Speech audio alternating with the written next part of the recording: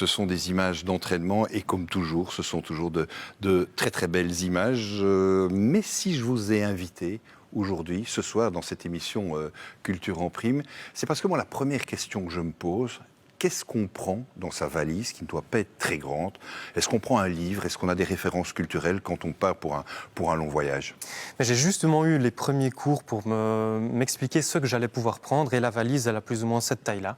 Donc en effet, il va falloir sélectionner ce que je vais prendre avec moi. Je vais certainement prendre quelques livres, sans doute des photos de ma famille pour me sentir un petit peu proche d'eux. Et vous ne faites pas que lire, parce que l'image qu'on va voir ici, elle est quand même très très impressionnante.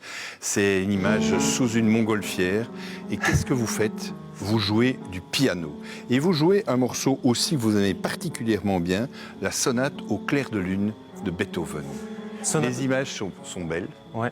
Et pourquoi le faire sous une montgolfière et pourquoi ce morceau-là? C'est quelque chose qui nous faisait rêver. Donc Fred, que je salue au passage, qui est le pilote avec moi en dessous du ballon, est aussi musicien et on voulait jouer quelque chose.